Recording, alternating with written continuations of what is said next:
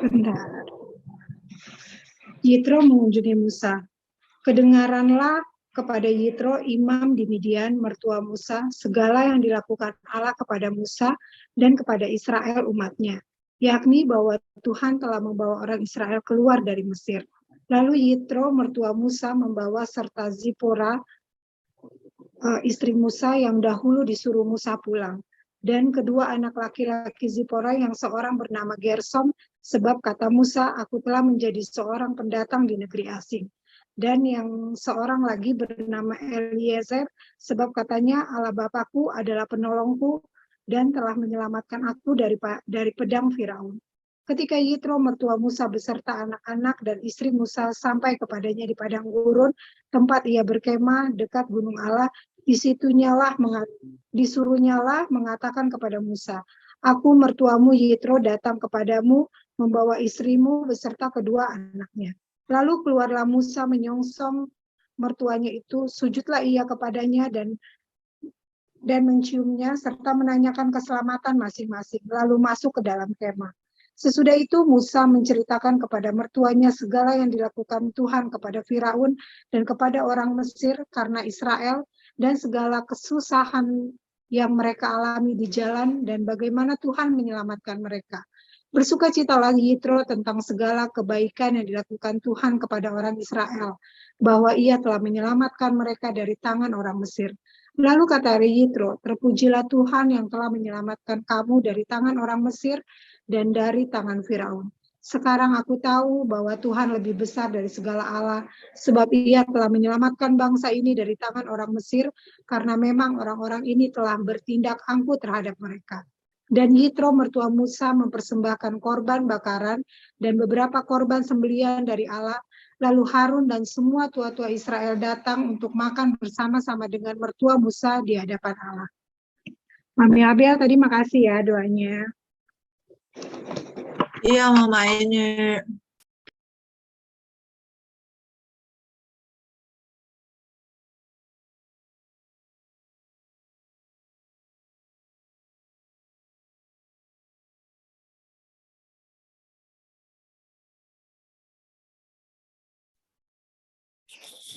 Puji Tuhan, seberapa kita yang ada, kita belajar firman Tuhan. Sekali lagi mohon maaf, kemarin tidak bisa sehingga dipindah ke hari ini, tapi kita bersyukur masih diberi kesempatan untuk sama-sama belajar malam hari ini, puji Tuhan. Kita masuk ke bab 41, kita belajar beberapa hal, tapi kita fokuskan kepada penginjilan. Diberi judul oleh buku ini, Reuni Keluarga. Kalau dalam Alkitab kita, Yitro mengunjungi Musa. Bahasan malam hari ini adalah tanggung jawab kita dalam melakukan penginjilan.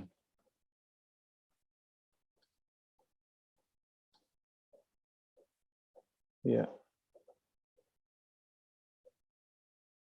Bagaimana kita didorong oleh firman untuk menyampaikan kesaksian tentang karya keselamatan di dalam Kristus Yesus.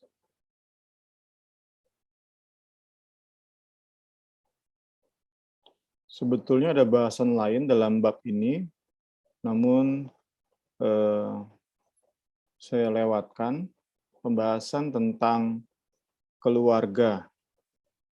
Bisa mungkin kalau mau atau penasaran, bisa lihat apa yang saya scroll pelan-pelan ini. Kurang lebih bahasannya tentang keluarga, tentang hubungan suami istri. Pertanyaan-pertanyaan seperti mengapa Musa berpisah dengan Zipora, suami istrinya. Apakah saat Musa ke Mesir, Musa dipakai untuk membebaskan bangsa Israel itu disertai oleh Zipora atau Sipora sejak dari perjalanan ke Mesir ketika Tuhan Allah hampir membunuh Musa karena Musa lalai menyunatkan anaknya. Apakah sejak itu Sipora sudah kembali ke Yitro? Nah, ini berbagai tafsiran ada ya. Yang jelas, dalam hidup bergereja, dalam hidup kepemimpinan rohani, tentu penting untuk para pemimpin tidak mengabaikan keluarganya. Itu pesan yang penting dari subbab ini. Kita masuk ke penginjilan di ayat 7 dan 8. Lalu keluarlah Musa menyongsong mertuanya itu, sujud ia kepadanya dan menciumnya, menanyakan keselamatan masing-masing, masuk ke dalam kemah. Sesudah itu Musa menceritakan segala yang dilakukan Tuhan, yaitu fokus dari bab ini. Menceritakan segala yang dilakukan Tuhan. Tentu dalam konteks Patsal 18, apa yang dilakukan Tuhan atas bangsa Israel dalam hidup kita bergereja, apa yang Kristus lakukan bagi kita, orang percaya di akhir zaman ini yang mendengar Injil keselamatan Kristus.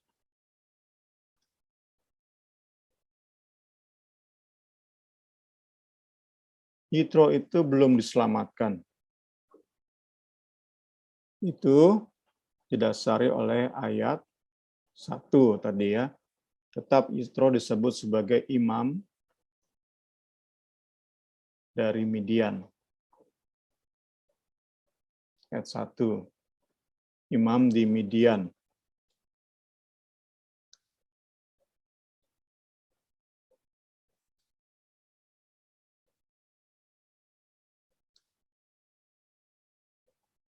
Kemudian di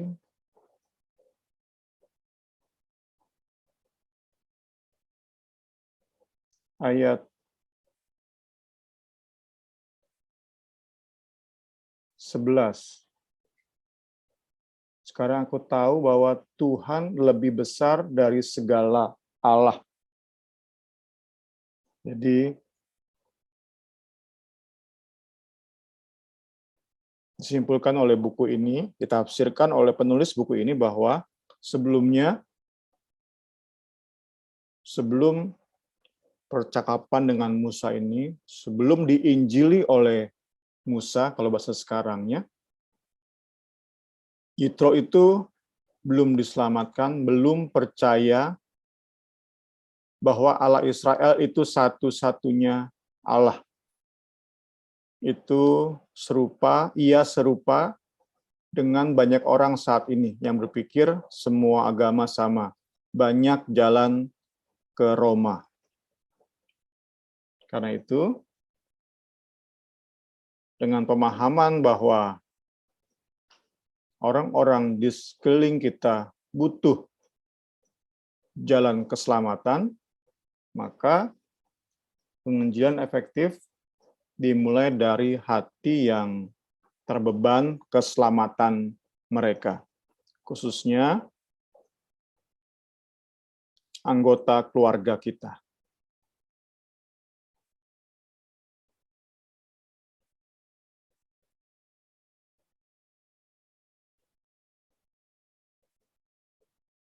Seperti yang kita baca tadi pagi, Yuniar dengan renungannya, bagaimana Epafras dimenangkan di kota Efesus, namun ia pulang ke Kolose. Bersaksi dimulai dari keluarganya tentu, dari orang-orang terdekatnya sampai ia dipakai Tuhan untuk menginjil, memenangkan, mendirikan sebuah gereja di kota Efesus.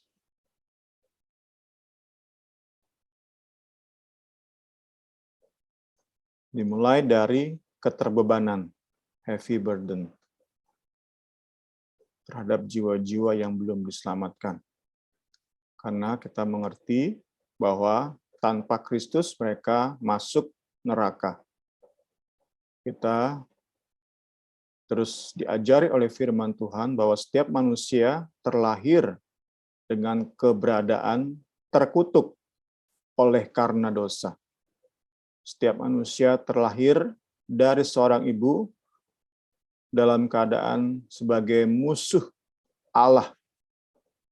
Mereka harus diselamatkan lewat kematian Kristus. Itu pengertian yang membawa kepada keterbebanan. Selanjutnya, penginjilan yang efektif menyeimbangkan antara love dan truth. Kasih dan kebenaran. Ini dicontohkan Musa dalam hubungannya dengan Yitro, mertuanya, papa dari Zipora, istrinya.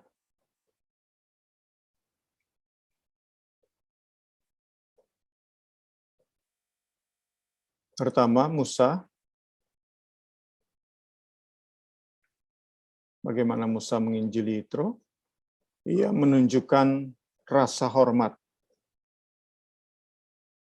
Ia memperlakukan Yitro dengan hormat.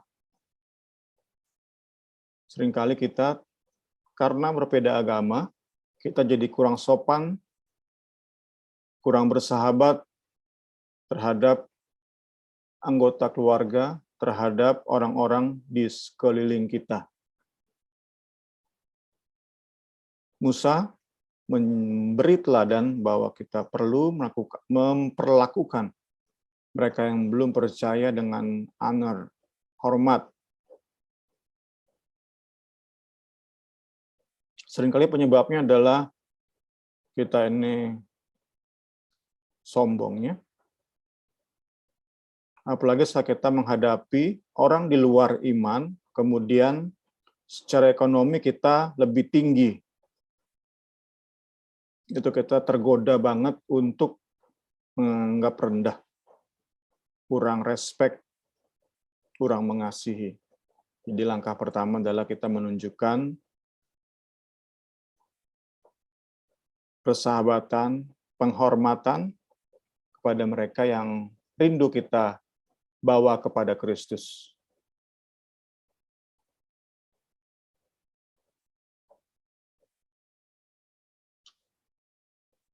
Kedua, baru Musa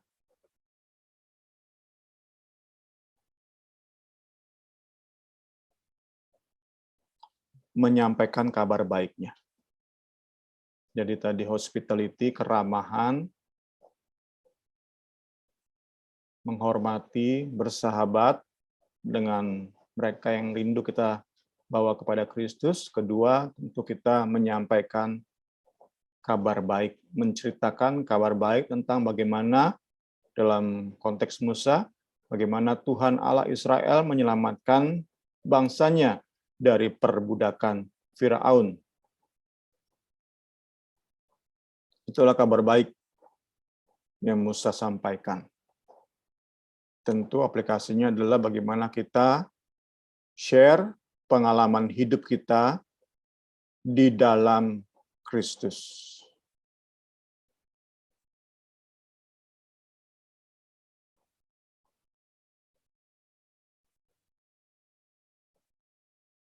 Fokusnya tentu pada Allah, apa yang Allah perbuat ya.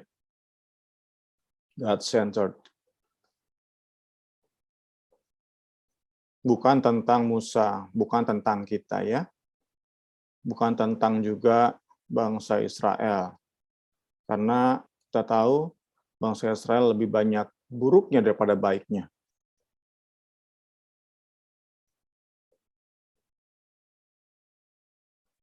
Inilah share kabar baik yang perlu kita sampaikan kepada orang-orang di sekeliling kita, dimulai dari keluarga kita yang belum percaya kepada Kristus, yang belum mengenal Kristus. Karena itu, kita harus selalu ingat bahwa penginjilan bukan tentang bagaimana kita mengajari orang lain untuk mengejar, mencari Allah, tetapi tentang bagaimana kita mendorong mereka, menyadarkan mereka tentang tidak melarikan diri saat Allah mengejar mereka. Saat Allah ingin menjangkau, turun dan menjangkau, menyelamatkan mereka, mereka tidak mengeraskan hati, tidak melarikan diri. Itulah penginjilan yang diajarkan oleh Musa dalam konteks kita malam hari ini.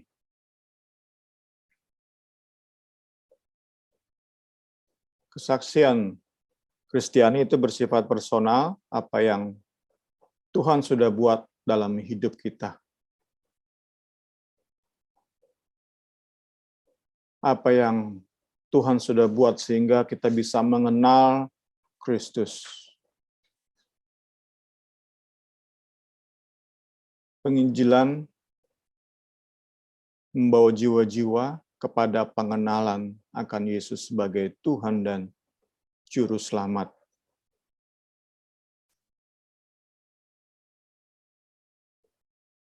Inilah yang membawa Yitro kepada iman.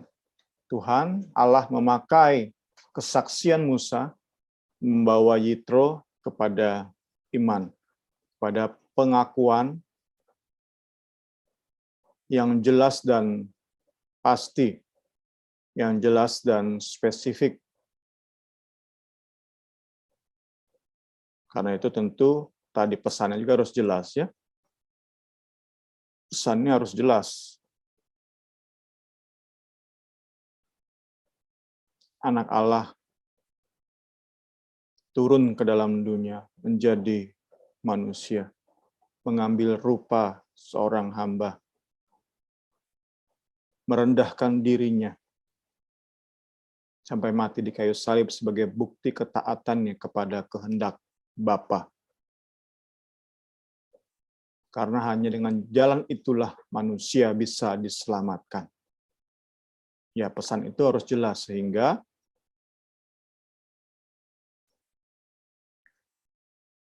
iman yang dihasilkan pun jelas. Kalau kita hanya bicara tentang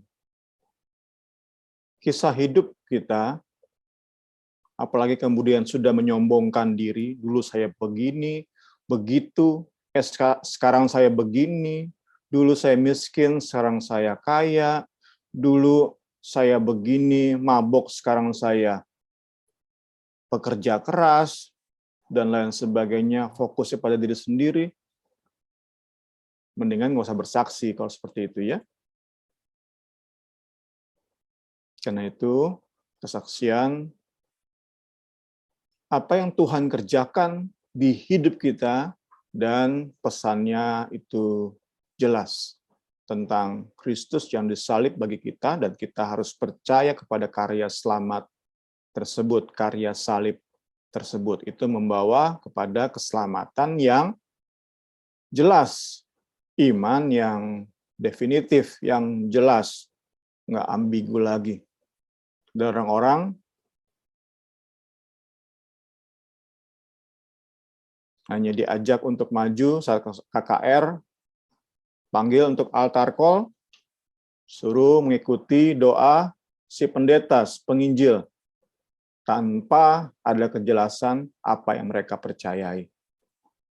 Kemudian disuruh isi form jadi jemaat, kemudian besok minggunya dibaptis, kemudian sudah dianggap masuk surga. Itu metode-metode Kristen modern ya, yang tentu kita nggak mau seperti itu ya. Kita mending sedikit yang dimenangkan, tetapi sungguh-sungguh dimenangkan, dibawa kepada iman yang sejati, iman yang clear, yang tidak ambigu. Itu kerinduan kita. Itu impian kita terus membawa jiwa-jiwa. Tentu sekali lagi dimulai dari orang-orang terdekat kita. Puji Tuhan, puji Tuhan. Tentang penginjilan sudah kita bahas kemarin kan, lewat WA. Ada memang orang-orang yang dikaruniai Tuhan oleh keberanian luar biasa. Kalau teman-teman bisa lihat YouTube dari Living Waters, ya, air kehidupan, itu ada pendeta namanya Ray Comfort. Nah, itu bisa dibilang ekstrem, ya. Jarang sekali orang seperti dia, ya. Saya juga pernah ceritakan, seingat saya dalam BS, ya. Dia selalu kemana aja dia. Nggak fokus atau nggak cukup dalam lingkup keluarga. Dia kemana-mana, ke pantai, ke mall, ke tempat keramaian. Dia bawa anjing pudel. Nah, lewat anjing pudel lah orang-orang tertarik. Nah, disitulah dia mulai conversation, percakapan, dan masuk kepada pemberitaan Injil. Jadi, kenal baru sebentar, langsung masuk ke pemberitaan Injil. Saya percaya, saya lihat sih itu jarang sekali orang Kristen seperti itu panggilan dia. Kita pengen mencontoh dia, rasanya sulit gitu ya. Tapi sekali lagi, kita semua dipanggil untuk memberitakan karya selamat salib Kristus. Itu panggilan kita, itu yang tidak bisa kita tawar-tawar, itu panggilan kita. Nah, normatifnya adalah dimulai dari orang-orang terdekat, anggota keluarga kita. Dan kita bahas malam hari ini, dimulai dengan keramahan, bersahabat, kepada orang-orang yang lebih lemah ekonominya, kita bisa mulai dengan membantu, tidak pelit. Itu cara-cara kita untuk masuk kepada tadi ya, pesan Injil.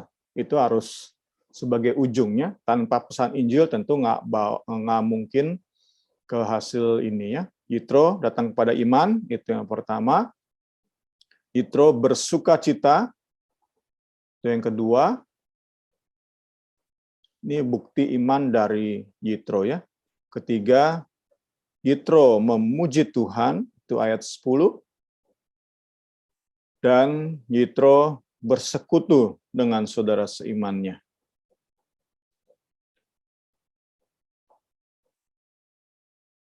Itu di ayat 12. Sekali lagi, bukti dari iman yang benar berdasarkan Keluaran 18 adalah beriman, punya pengakuan yang jelas dan spesifik, kemudian bersukacita, luar biasa sukacita seseorang saat terima Yesus. Kemudian ia memuji, menyembah Allah Israel, dan keempat, ia masuk ke dalam persekutuan. Ya, kita diskusi dulu sebentar. Dipersilahkan.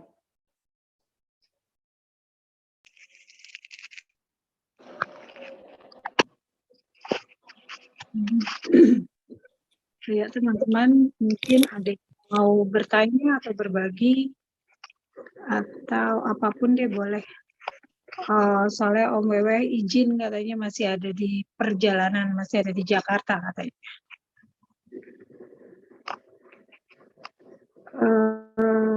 Ayo sambil lanjut, menunggu lanjut yang kedua nih. Nanti apa ya? Tunggu dulu deh. Ayo, ada yang mau bertanya?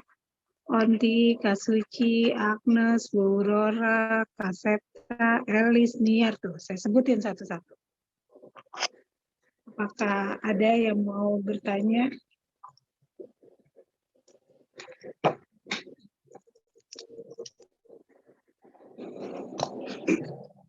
Kalau nggak ada, kita lanjut aja ya. Biar cepet nih. Nanti saya minta Onti yang baca ya, Onti. Keluaran 18 ayat 13 sampai 27.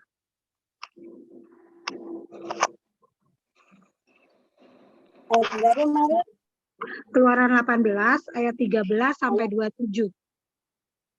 Oke. Oke. Hakim-hakim. Iya. Keesokan harinya duduklah Musa mengadili di antara bangsa itu, dan bangsa itu berdiri di depan Musa dari pagi sampai petang. Ketika Musa melihat segala yang dilakukan kepada bangsa itu, berkatalah ia, apakah ini yang kau lakukan kepada bangsa itu? Mengapakah engkau seorang diri saja yang duduk, sedangkan seluruh bangsa itu berdiri di depanmu dari pagi sampai petang? Manusia kepada mertuanya itu, sebab bangsa ini datang kepadaku untuk menanyakan petunjuk Allah.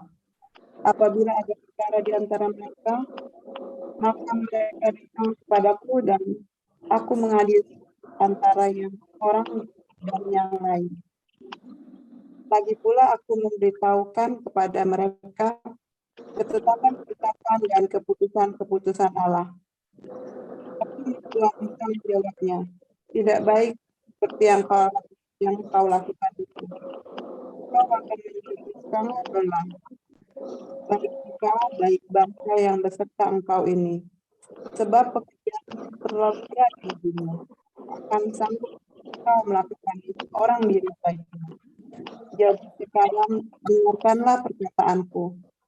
Aku akan memberi nasihat kepadamu dan Allah akan menyertai engkau. Adapun engkau, wakililah bangsa itu di hadapan Allah dan hadapkanlah perkara-perkara mereka kepada Allah. Kemudian engkau mengajarkan kepada mereka ketetapan-ketetapan dan keputusan-keputusan dan memberitahukan kepada mereka jalan yang harus dijalani dan pekerjaan yang harus dilakukan. Dari seluruh bangsa itu, orang-orang yang cakap dan takut akan Allah, orang-orang yang dapat dipercaya dan prinsip pada ajaran kuat, empatkanlah mereka di antara bangsa itu menjadi pemimpin 1.000 orang, pemimpin 100 orang, pemimpin 50 orang, dan pemimpin 10 orang. Dan sewaktu mereka harus mengadili di antara bangsa, maka segala perkara yang besar haruslah dihadapkan mereka kepadamu, tetapi segala perkara yang kecil diadili mereka sendiri. Dengan demikian, mereka meringankan pekerjaanmu, dan mereka bersama-sama dengan engkau turut menanggungnya. Jika engkau berbuat demikian, dan Allah memberitakan hal itu kepadamu, maka engkau akan sanggup menahannya, dan seluruh bangsa ini akan pulang dengan puas senang ke tempatnya. Musa mendengarkan perkataan mertuanya itu, dan dilakukannya lah segala yang dikatakannya. Dari seluruh orang Israel, Musa memilih orang-orang cakap dan mengangkat mereka menjadi kepala atas bangsa itu, menjadi 1.000 orang, pemimpin 100 orang, pemimpin 50 orang, dan pemimpin 10 orang. Di antara bangsa sewaktu-waktu perkara-perkara yang sukar dihadapkan mereka kepada Musa, tetapi perkara diri mereka sendiri. Kemudian Musa membiarkan tuannya itu pergi dan dia pulang ke negerinya. Ya. Terima kasih, Onti. Sama, Mari.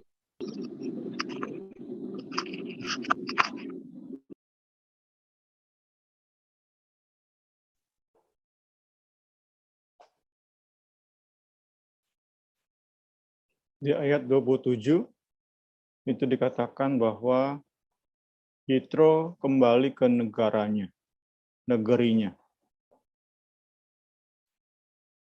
Itu mengingatkan saya pada buku lain, pada tafsiran lain mengenai Yitro. Ada penafsir-penafsir yang menganggap Yitro itu tidak bertobat, tidak percaya sungguh-sungguh. Jadi apa yang dilakukan oleh Yitro, kita sudah bahas tadi, itu semua kamuflase. Itu dibuktikan dengan ia tidak tetap di persekutuan, tetapi ia pulang ke negerinya. Itu salah satu tafsiran. Jika Yitro benar-benar diselamatkan, pasti Yitro akan terus ada di dalam persekutuan bangsa Israel, menjadi umat Israel. Itu tafsiran yang berbeda ya. Jadi apakah Yitro diselamatkan?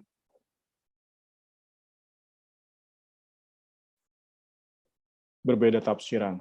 Tapi yang jelas Musa sudah menginjili Yitro.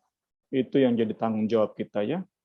Apakah yang kita injili, kita beritakan perbuatan ajaib Allah dalam hidup kita, apakah ia diselamatkan atau tidak? Kita banyak kali kurang mengerti ya. Kecuali itu membawa kepada si orang yang kita injili ke dalam persekutuan kita bisa lihat bagaimana pertumbuhan rohaninya, kita bisa yakin di situ. Tapi saat kemudian kita nggak bertemu lagi dengan orang tersebut, misalnya keluarga yang tinggal jauh dari kita tidak bisa tahu secara pasti. Ya, kita lanjutkan. Bab 42 tentang bagaimana bangsa Israel menerima strukturisasi bangsa Israel. Bangsa Israel organized ya. Pengangkatan hakim-hakim itu Alkitab kita beri judul. Kembali diingatkan, bisa gunakan chat teman-teman. Sama-sama kita belajar. Diskusi, menyampaikan pertanyaan, menyampaikan pemikiran, supaya kita bisa saling melengkapi. Puji Tuhan, saat Yitro melihat metode Musa dalam mengadili perselisihan demi perselisihan di antara bangsa Israel, Musa ditegur oleh Yitro. Apa maksudmu melakukan semua ini? Musa, ngapain kamu lakukan semua ini? Dijawab oleh Musa dengan pembelaan diri. Bisa dibilang dia melakukan double accuse di ayat 15 dan 16. Kata Musa kepada mertuanya itu, sebab bangsa ini datang kepadaku. Itu alasan pertama, pembenaran diri, membela diri. Kedua, lagi pula, tadi kita baca ya, aku memberitahukan kepada mereka ketetapan, keputusan Allah. Ya.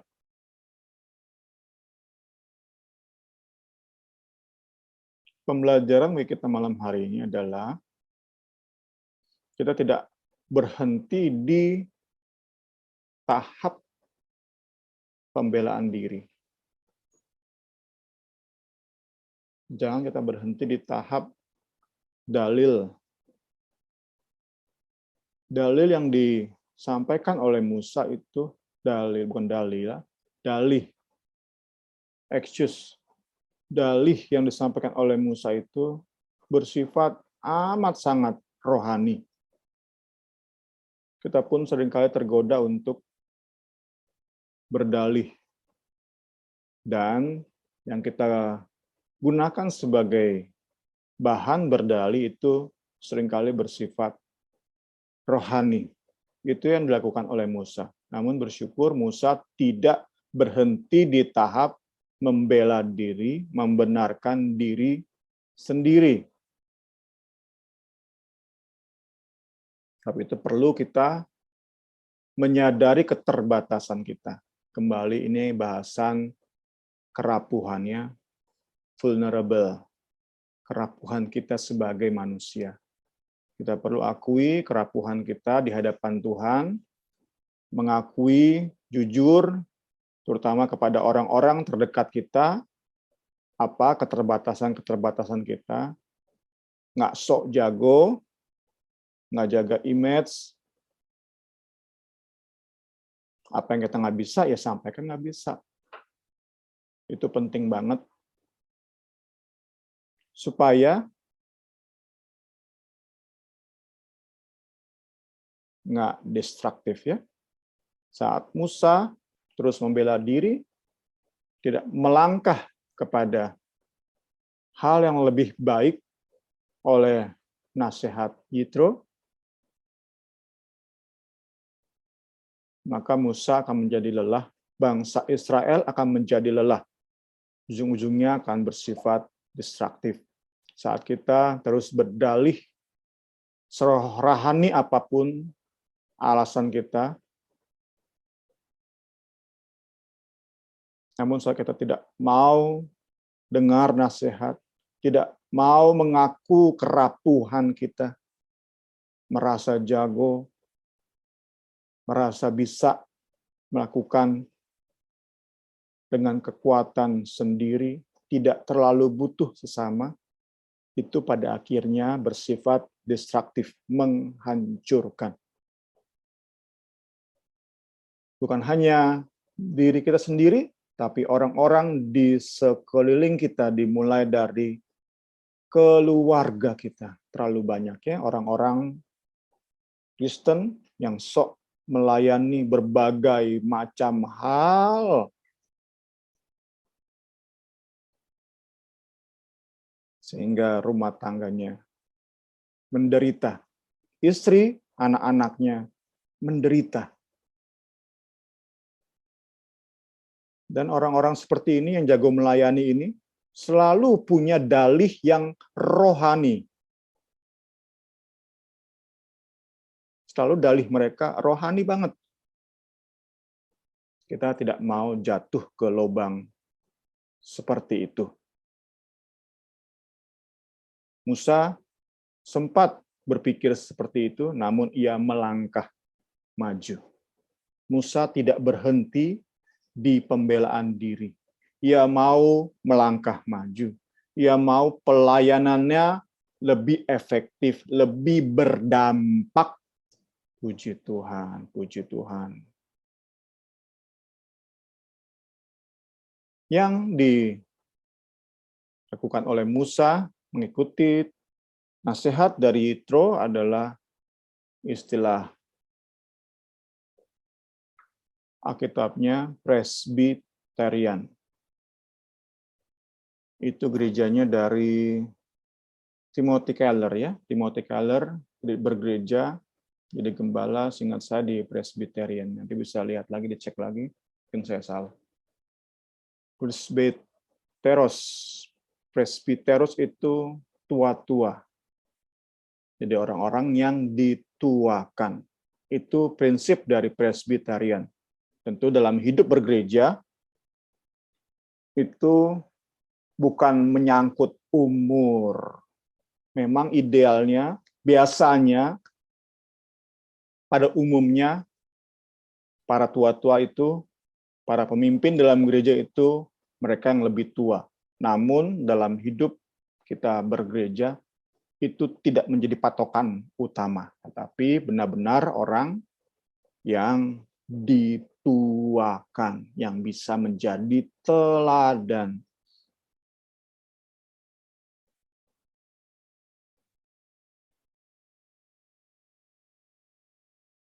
Kita belajar prinsip vital dalam kepemimpinan rohani. Pertama adalah dewasa, mature. Cakap kalau diambil dari ayat 21 ini. Cakap.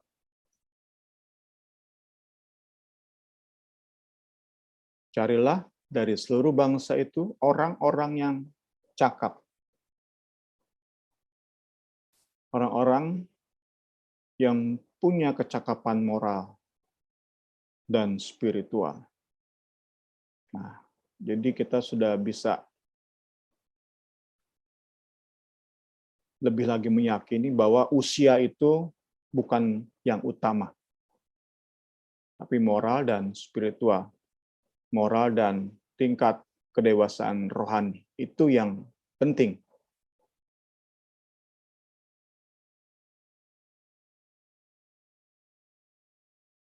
Dewasa atau cakap secara moral dan spiritual itu punya hubungan yang benar dengan Tuhan. Lebih takut terhadap Tuhan daripada terhadap manusia. Karena bagaimanapun, orang-orang yang akan kita pimpin suatu saat akan menerima nasihat yang sebenarnya tidak ingin ia dengar. Dan nasihat-nasihat yang akan mereka tolak. Namun, seorang pemimpin yang lebih takut kepada Allah daripada manusia akan tetap menyampaikan nasihat tersebut. Itulah mengapa penting mereka yang jadi pemimpin yang bersifat atau memiliki kedewasaan rohani itu memiliki hubungan yang benar dengan Tuhan. Sehingga dalam hubungan tersebut ia jauh lebih takut untuk melanggar firman Tuhan daripada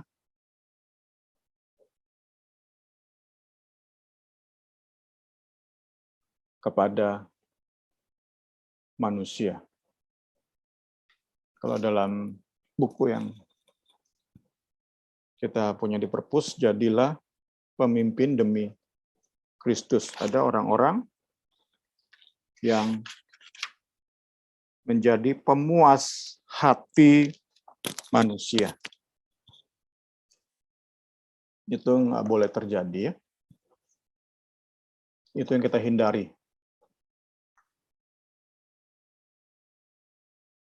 Dewasa dalam moral dan rohani juga itu menyangkut dengan hubungan si pemimpin dengan sesamanya. Pemimpin harus orang-orang yang dapat dipercaya,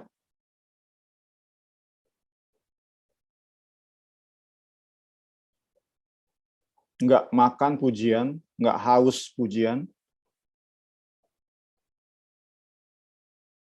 Kalau pemimpin haus akan pujian, kacau dia saat harus menyelesaikan perselisihan.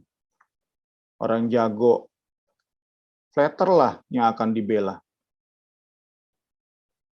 Pemimpin yang dapat dipercaya, dia nggak termakan oleh pujian. Dia pun nggak bisa disuap. Kalau bisa disuap,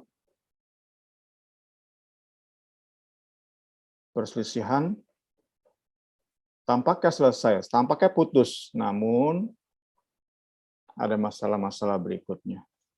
Karena itu harus trustworthy, ya, harus bisa dipercaya, dia nggak gila pujian, dan dia menolak bentuk apapun dari suap.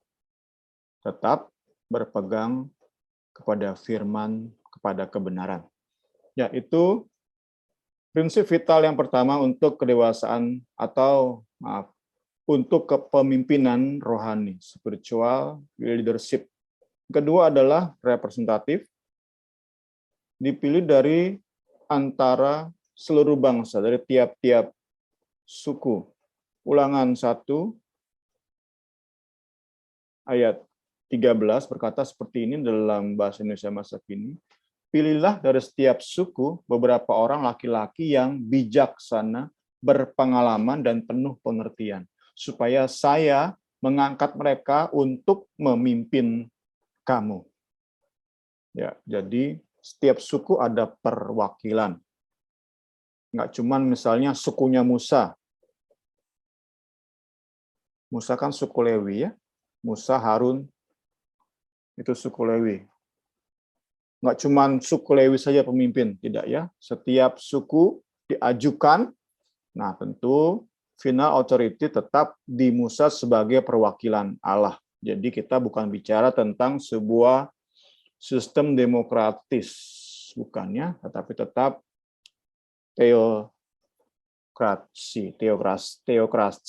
teokrasi namanya, pemimpinan ilahi, kepemimpinan di mana otoritas final itu pada Allah, pada perwakilan Allah. Ya. Ketiga, prinsip vital kepemimpinan rohani adalah berbagi tanggung jawab. Jadi, orang-orang, para tua-tua tadi yang dipilih, diajukan kepada Musa, itu menerima tanggung jawab, melakukan job desk-nya, menerima job desk dan melakukan. Itulah kepemimpinan rohani yang baik menurut standar firman.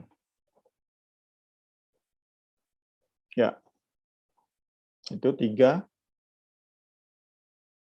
poin dari prinsip vital dalam kepemimpinan rohani. Ya, puji Tuhan. Kembali ke bahasan tadi di awal, Yitro itu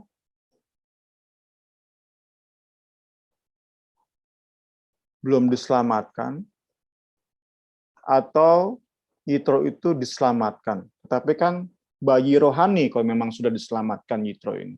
Namun itu tidak menghalangi bagi Musa untuk menyerap apa yang dinasihatkan oleh Yitro.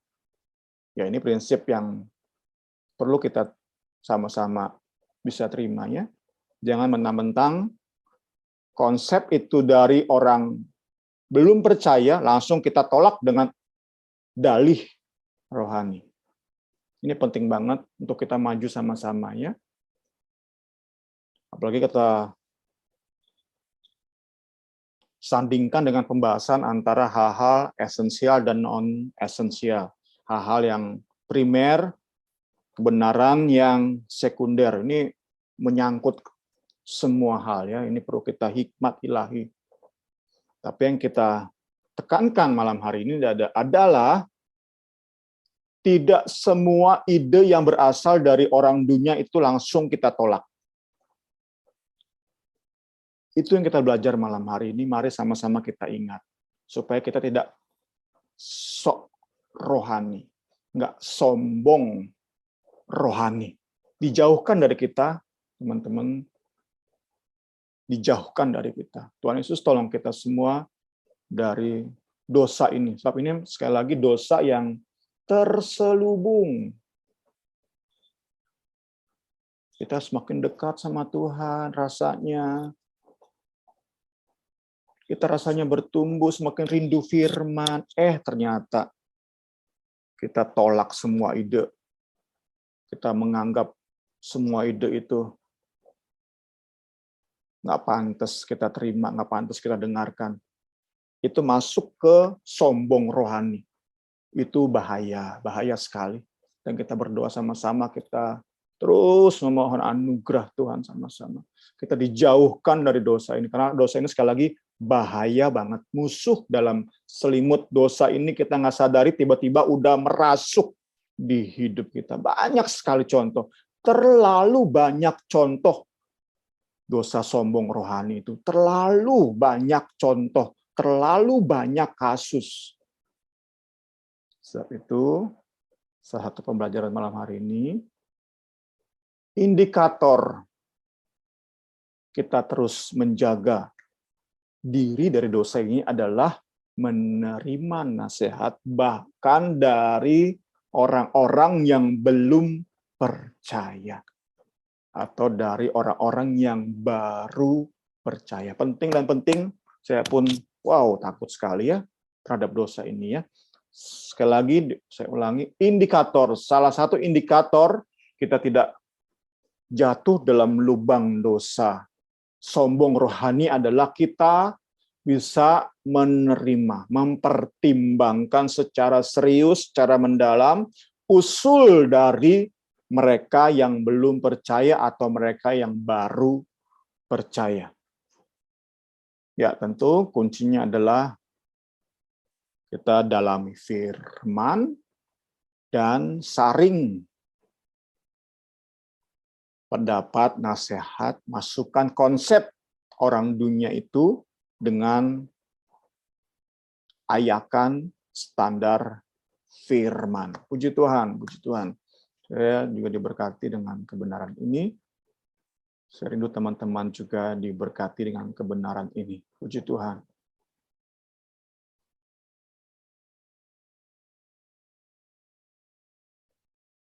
Kebenaran Musa, kebenaran ini mengajari kita bahwa lewat Musa,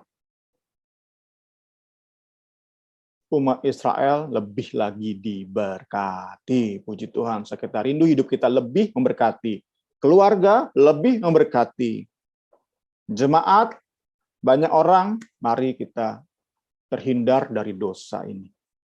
Dosa sombong rohani. Kita bisa terus melangkah maju, memperbaiki pelayanan kita dengan menerima ide-ide dari bahkan orang di luar iman.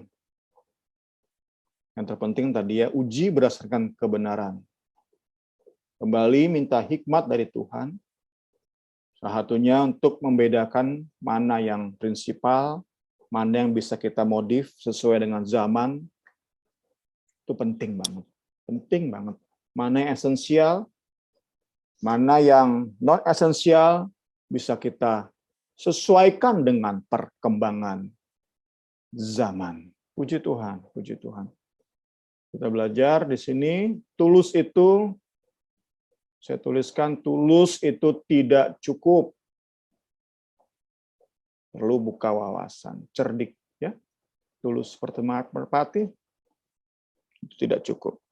Perlu buka wawasan, terus belajar, terima masukan sesama, tapi tentu di atas semuanya firman adalah patokan utama. Dalam bergereja, aplikasinya adalah Yesus Kristus menjadi pemimpin tertinggi. Kita nggak perlu lagi Musa. Yesus Kristus, Nabi kita. Yesus Kristus pemimpin tertinggi, pengajarannya, pengajaran para rasulnya, itu menjadi patokan kita dalam menjalankan kepemimpinan rohani. Roh Kristus yang mengarahkan kepemimpinan gereja.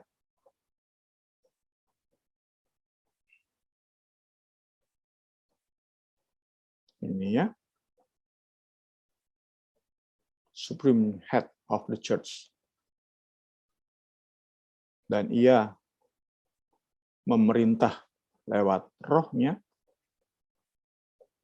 Roh Kudus dan firman-Nya. Itu yang dasar. Paling dasar, baru di atasnya adalah Kristus mempercayakan orang-orang untuk memimpin, untuk menempati posisi pemimpin dalam gereja.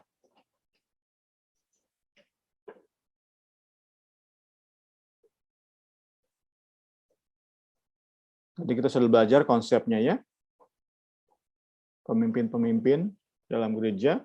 Pertama itu mature, dewasa, cakap dalam hal moral dan spiritual, punya hubungan yang benar dengan Tuhan, punya hubungan yang baik dengan sesama. Kemudian representatif, kita coba seperti itu ya. Dari kaum wanita, dari kaum pria, dari pemuda. Kalau remaja masih sulit kita ya, harus juga dari remaja. Kemudian kita belajar juga mengambil pemimpin dari setiap profesi, mungkin nanti kita ajukan Kita ambil pemimpin bukan hanya orang-orang kaya, namun orang sederhana juga. Kita mungkin bisa melangkah maju kepada pemimpin meskipun tidak menjadi hal yang utama, mungkin dari setiap suku, walaupun ini tidak terlalu utama. Banyak lagi dari pendidikan mungkin kita bisa ambil. Ya, kita bisa terus daftarkan dengan semangat tadi ya, dengan kerinduan untuk representatif, mewakili seluruh jemaat.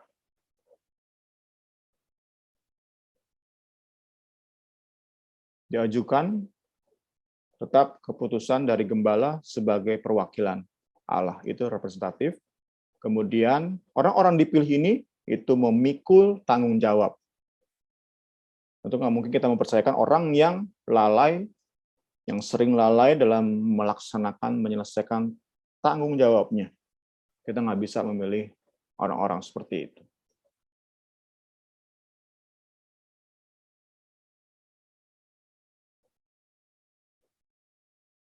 Ya, dua kutub yang membahayakan. Nggak tercatat di mana, tercatat di sini ada dua hal. Ada orang-orang yang pemimpin yang takut, ada pemimpin yang abuse.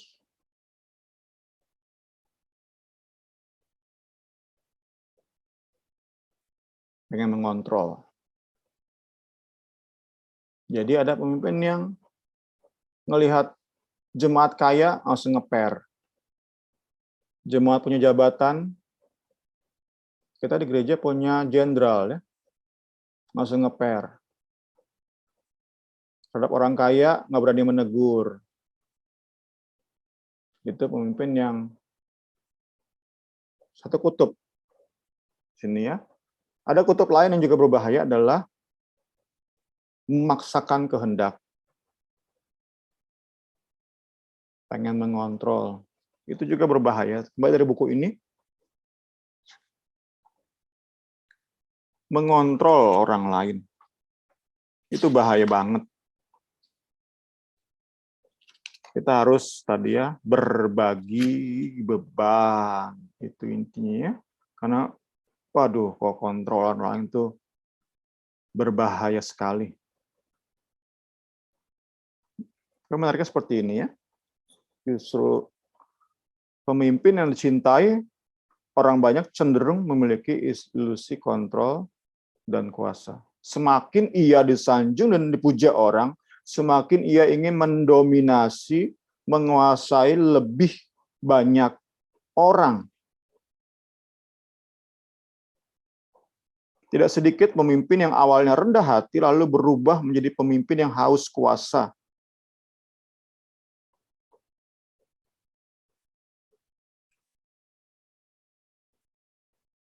Kalaupun pemimpin tadi sadar akan gejala tersebut, biasanya ia sudah terlanjur mabuk kepayang akan nikmatnya kontrol. Ia kecanduan kuasa. Kontrol memang bersifat adiktif. Mulanya pemimpin disetir oleh keinginannya untuk mengontrol orang lain. Lambat laun, keinginan tersebut menjadi kebutuhan. Prosesnya tidak jauh berbeda dengan orang yang kecanduan narkoba. Hasil akhirnya adalah pemimpin diperbudak oleh ego. Tentu, proses di atas tidak akan diakui oleh pemimpin yang kecanduan kontrol. Untuk berbelit dari kecanduannya, pemimpin seringkali melakukan rasionalisasi dengan berbagai alasan atau dalih tadi ya. Seperti justru orang tunduk kepada saya menunjukkan bahwa saya ini pemimpin yang efektif. Lagian tanpa pemimpin, mereka bisa apa? Mereka mau jadi apa? Wah, ini kan bahaya banget ya. Bahaya banget. Jadi di satu sisi jangan kita memilih pemimpin yang takut, yang ngeper, memberitakan kebenaran, namun di sisi lain jangan sampai kita dapati di antara kita pemimpin yang pengen mengontrol orang lain. Maunya begini, bawahan harus ikut. Wow, luar biasa, mengerikan itu. Jauhkan dari gereja kita rindu kita punya pemimpin-pemimpin di masa depan yang akan mewarisi gereja ini, anak kita, cucu kita, itu pemimpin yang berani namun tidak ingin mengontrol. Puji Tuhan, kiranya pembelajaran kita malam hari ini memberkati kita semua. Selamat malam, Tuhan Yesus memberkati. Silakan kepada Ibu Rini.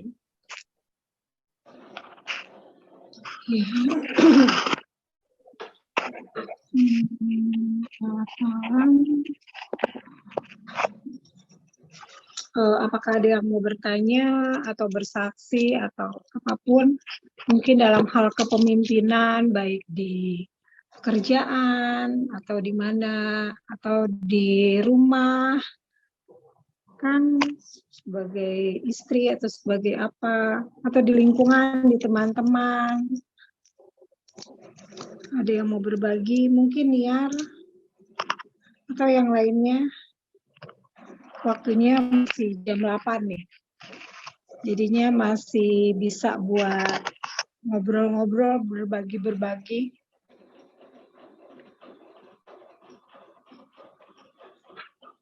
Halo.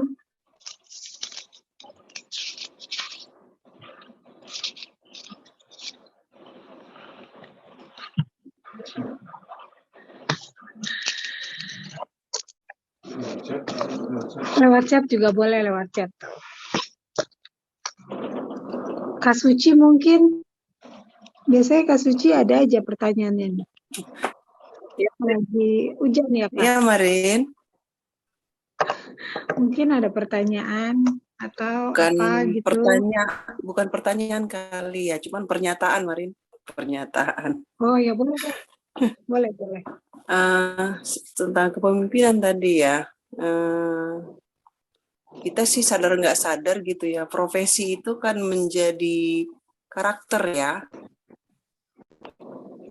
Misalnya gitu ya, yang kayak mengajar gitu ya. Biasa kan kampus kita punya power buat mahasiswa, jadi maunya didengerin, maunya merintah gitu ya, karena profesi ya. Jadi, nah itu lambat laun sih pengalaman saya jadi karakter ya. Jadi di mana-mana ya itu tadi ya, keluar karakter itu. Jadi lupa kita sedang di mana gitu. Mungkin juga jadi di bawah istilahnya. Cuman yang menjadi poin adalah dalam layanan lah gereja lah jadi penyeimbang. Jadi balik lagi gitu ya, mengajarkan kita untuk kerendahan hati ya. Jadi bahwa kita harus mengingat bahwa posisi kita sebagai tubuh Kristus, sebagai jemaat, sebagai anak Tuhan gitu ya. Jadi profesi tadi itu ya kita jadi bisa ngerem gitu ya Marin. Jadi oh ya sekarang saya tidak sedang di kelas gitu ya. Jadi power saya ya harus saya rem, harus saya turunkan gitu. Terus dengar-dengaran gitu ya. Nah itu muncul karena ya itu tadi ya harus rendah hati di hadapan Tuhan. Dari firman Tuhan lah ya gitu. Begitu juga di rumah mungkin ya. Mungkin kita sebagai ibu-ibu gitu ya di kantor sih kita bisa jadi kepala gitu ya. Jadi punya power nyuruh A, B, C, D gitu ya. Tinggal kita nyuruh aja ya kita tinggal menikmati gitu ya. Jadi kalau pemimpin di kantor jadi profesi, tapi kembali lagi di rumah ya kita sebagai ibu gitu ya, sebagai istri ya itu harus sadar diri gitu ya. Ini bukan di kantor gitu. Jadi ya tidak seperti itu di rumah gitu ya. Makanya kadang juga ya ada juga komplain di rumah gitu ya. Kalau tiba-tiba misalnya kita lepas kontrol gitu ya, seperti menginformasikan kepada mahasiswa, wah kami bukan mahasiswamu gitu misalnya gitu ya. Jadi ya balik lagi gitu, Marin harus kita ada pepatah saya lupa ya di mana langit dipijak di situ bumi didung kali ya. Nah itu sesuai dengan firman Tuhan ya. Jadi kita harus tahu kita sedang di mana nih gitu ya. ya jangan di mana-mana bawa profesinya gitu ya, walaupun itu melekat jadi karakter, tapi harus sadar diri gitu ya. Oh, saya sedang jadi pelayan, oh saya sedang jadi ibu, saya sedang jadi istri, saya sedang jadi adik di keluarga misalnya gitu ya. Ya harus tunduk sama kakak misalnya gitu. Jadi harus bukan tunduk ya, dengar-dengaran gitu ya. Jadi ya itu ya, firman Tuhan itu jadi penyeimbang kalau bagi saya sih gitu kemarin. Banyak sih mungkin mau disampaikan, cuman ya gantian dengan yang lain ya. Next mau ditambahkan. Oke. Ya, terima kasih. Iya, sama-sama. Jadi intinya kita bisa menempatkan diri di mana kita ada gitu ya, Kak. Ya. Yang lain mungkin dari Niar, Mami Abel, Agnes, Bow, Onti, Kak Septa mungkin. Boleh, ayo berbagi. Cuman tadi saya penasaran, Marin. Tadi kan Bung Sam bilang begini ya, kita juga harus mendengarkan dari orang lain yang belum percaya walaupun dia belum percaya sama Tuhan gitu ya. Saya coba tadi memaknai gitu ya, mendengarkan masukan dari orang lain sekalipun dia belum percaya sama Tuhan. Tadi Yitro tadi ya yang belum ini ya, yang belum masih bayi rohani gitu ya. Nah, kita pingin apa ya? Mungkin yang lain paham gitu ya, tapi saya coba mencari-cari gitu ya, memaknai kira-kira seperti apa ya masukan dari orang lain yang belum percaya sama Tuhan, belum hidup baru, tapi kita harus dengarkan gitu ya. Pastinya kan berarti bukan terkait dengan ini kita gitu ya. Pelayanan gitu. Contoh sederhananya kira-kira apa ya, 1 atau 2 gitu ya. Saya belum dapat tadi. Kalau yang Rini dapat nih, contohnya kalau Rini sama adik Rini lah. Adik Rini Randy yang Muslim. Sekarang kan dia Muslim lah ya. Nah, kadang-kadang kalau misalnya ngerasa si Rininya yang sombong rohani gitu, sosok ngerasa agama gue tuh paling bener gitu loh, ngerasa gitu. Kadang-kadang suka Randy ada benernya, kalau dipikir-pikir maksudnya dia suka bilang, lu tuh begini. Terus dari Rini bilang, ih apa sih lo, mana tahu tentang Tuhan lo, mana ngerti tentang Yesus gitu. Tapi pas dapatlah firman Tuhan malam ini ya, ternyata itu sombong rohani ya. Terus apa yang dia dapat dari kita gitu loh, bagaimana caranya kita mau bersaksi, pendapat dia aja udah belum apa-apa kita udah nyeleneh gitu, enggak lah, pokoknya pendapat dia udah nggak benar aja, nggak bagus aja gitu, mikirnya udah gitu, padahal belum tentu gitu loh. Kalau dari firman Tuhan ini kita harus lebih pertimbangin, kita harus terima pendapat dia, tapi pokoknya intinya sesuai dengan firman Tuhan. Kalau yang Rini dapat sih itu contohnya gitu loh, Kak. Ini bukan dalam hal pelayanan ya, maksudnya dalam keluarga, karena kita lain iman lah gitu, contohnya gitu. Oke, berarti kerendahan hati berarti ya. Mungkin kita lebih, kalau misalnya ada rapat keluarga lah yang lain-lain iman, misalnya nggak serta-merta merasa yang kalau gue udah kenal Tuhan Yesus begini-begini, terus dia yang bukan nggak kenal Tuhan atau baru kenal Tuhan ngasih pendapat, kita ngerasa udahlah jangan didengerin lah pendapat dia gitu, ngerasa dia udah pendapat dia nggak bener lah gitu. Padahal kan menurut yang tadi Bung Semi omongin gitu, ya nggak semua lah kan, kita harus terima pendapat mereka, tapi pertimbangin lebih dalam dan sesuai dengan firman Tuhan. Itu sih. Oke, ya, makasih Marin. Iya, sama-sama. Ayo yang lain. Iya Niar, ada yang lain nggak yang berbagi tentang kepemimpinan lah contohnya, atau kalau sombong-sombong rohani ya sering banget lah aku rasain gitu kalau dalam keluarga gitu, walaupun kadang-kadang sering nggak terkatakan, tapi di hati ini suka nyelenein mereka gitu loh. Itu sebenarnya udah salah banget, maafin banget di itu. Mungkin yang lain punya pengalaman seperti saya atau pengalaman-pengalaman dalam pekerjaan atau apa, Boleh di-share di sini. Ya, oke, ayo. Iya sih, saya juga mungkin pernah mengalami apa ya, dalam kepemimpinan itu kalau orang bilang saya tuh orangnya tuh kayak gimana ya, pengen segala sesuatu tuh beres gitu loh. Mungkin dulu pengaruh kerjaan, pengaruh pengaruh apa ya, tinggal di luar dan lain-lain. Jadi kepingin segala sesuatu tuh selesai gitu. Kalau di gereja tuh kan karena saya koordinator, jadi kayak apa yang mau terjadi di depan-depan itu kayaknya harus selesai gitu loh, kayak harus organize, harus beneran rapi, dan itu mungkin kebawa sampai ke hal-hal lain gitu ya.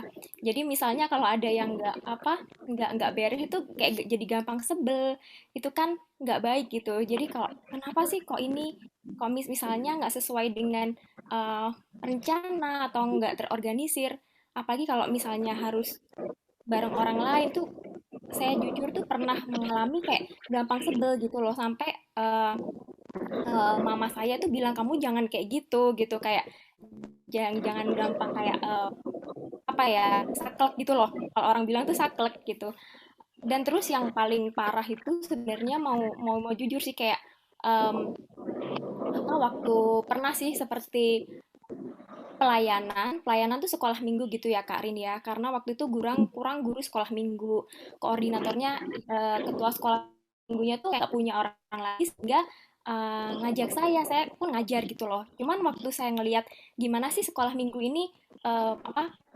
sistemnya menurut saya pikiran saya itu banyak yang nggak nggak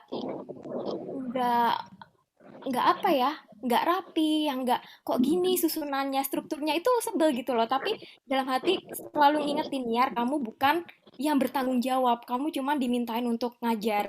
Udah, jangan ikut-ikut. Jadi kayak reminder gitu loh, harus merendah hati. Tapi memang ada apa ya, struggle sendiri untuk karena kebiasaan Rapi ya. mengorganisir sesuatu. Iya, jadi kayak kok gini sih masa kemarin ayatnya ini sekarang ini lagi yang mau diajarin kan bosen kayak misalnya kayak begitu ke anak-anak sekolah minggu jadi kadang-kadang itu memang butuh kerendahan hati seperti yang Kak Suci bilang tadi itu jadi kayak apa ya walaupun kita mungkin punya banyak ide-ide gitu cuman menghormati siapa yang waktu yang diberi otoritas gitu kan kalau Bung Semi bilang jangan jangan sok dengan pelayanan orang lain gitu jadi kayak ya itu belajar apa mengendalikan merendahkan diri gitu itu memang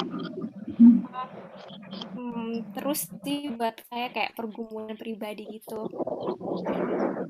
Iya, makasih ya Niar. Memang kalau jadi pemimpin itu susah. Kalau Karini mah suruh jadi kayak gitu-gitu, kayaknya belum sanggup mimpin-mimpin karena ngelihat diri sendiri aja belum ada disiplinnya gitu loh dari diri sendiri. Makanya kalau dipercayain suruh suruh mimpin ini jadi ini, aduh kayaknya belum sanggup. Tapi memang harus belajar terus. Apalagi firman Tuhan ini ngasih pengertian ya kalau kita jadi pemimpin tuh harus begini, harus cakap, harus punya hubungan dengan Tuhan tuh lebih bagus, harus terstruktur, harus lebih rendah hati kayak gitu-gitu. Kita semua belajar tentang firman Tuhan saat malam hari ini biar lebih lagi kita ngerti gitu ya. Jangan sampai kita jadi juga pemimpin yang nyebelin, terus kita jadi lebih sombong rohani. Kadang-kadang kita berpikir itu mah nggak sombong lah, emang bener kok. Padahal itu terselubung ada Bung Semi gitu. Jadi harus lebih hati-hati lah. Pokoknya semua sesuai kita belajar untuk sesuai dengan firman Tuhan. Itu aja sih. Ada lagi teman-teman? Kalau nggak ada, kita mau tutup nih. Udah mau 8:30. Udah nggak ada ya. Oke, terima kasih atas bergabungnya BS malam ini. Nanti saya minta Niar ya yang tutup dalam doa. Baik, mari teman-teman kita berdoa. Terima kasih ya Tuhan, terima kasih ya Tuhan Yesus. Terima kasih untuk kesempatan yang Kau berikan pada malam hari ini ya Tuhan. Kami pada malam hari ini ya Tuhan Yesus belajar banyak sekali ya Tuhan tentang kebenaran firman-Mu ya Tuhan Yesus. Terima kasih ya Tuhan atas kesempatan yang indah ini ya Tuhan. Tuhan, malam hari ini kami belajar ya Tuhan Yesus untuk diingatkan kembali ya Tuhan Yesus untuk terus menjadi saksi-Mu di dunia ini ya Tuhan. Tuhan, kami merasa kami mengetahui bahwa bukanlah hal yang mudah bagi kami ya Tuhan, tetapi Engkau terus mengingatkan kami bahwa itulah panggilan kami ya Tuhan Yesus untuk menyebarkan kebenaran firman-Mu ya Tuhan. Berikanlah kami hikmat ya Tuhan Yesus, Roh-Mu ya Tuhan yang terus bisa memampukan kami ya Tuhan Yesus menjalani panggilan-Mu ini ya Tuhan. Tuhan, kami malam hari ini juga terberkati ya Tuhan dengan pelajaran diskusi kami ya Tuhan Yesus untuk lebih dewasa ya Tuhan Yesus dalam iman kami ya Tuhan Yesus. Ya Tuhan, kami melayani dimanapun kami dipercayakan untuk memimpin Tuhan.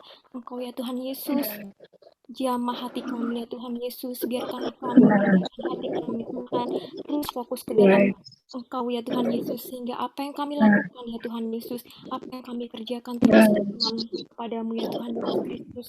Biarkanlah hati kami ya Tuhan Yesus setiap hari ya Tuhan, biarkanlah kami belajar ya Tuhan dari waktu ke waktu ya Tuhan, biarkanlah kami untuk mengetahui mana yang penting, mana yang enggak ya Tuhan Yesus. Ajarkanlah kami untuk terus ya Tuhan Yesus mengutamakan Engkau, mengutamakan saudara iman kami ya Tuhan, belajar untuk lebih vulnerable ya Tuhan Yesus dengan saudara seiman kami dari hari ke hari ya Tuhan. Terima kasih ya Tuhan Yesus Kristus, Engkau melalui Bintang ya Tuhan yang telah membawakan kebenaran firman-Mu di malam hari ini ya Tuhan Yesus. Terima kasih ya Tuhan, Tuhan sudah pakai Bung Semi secara luar biasa ya Tuhan Yesus untuk memberkati kami melalui Bible Study ini. Kami sungguh berterima kasih ya Tuhan, jikalau kami masih boleh ya Tuhan Yesus menikmati pembelajaran Bible Study ini ya Tuhan Yesus melalui Bintang ya Tuhan Yesus, dan kami ingin terus ya Tuhan menyerahkan ya Tuhan Yesus persekutuan kami ini ke dalam tangan-Mu Tuhan.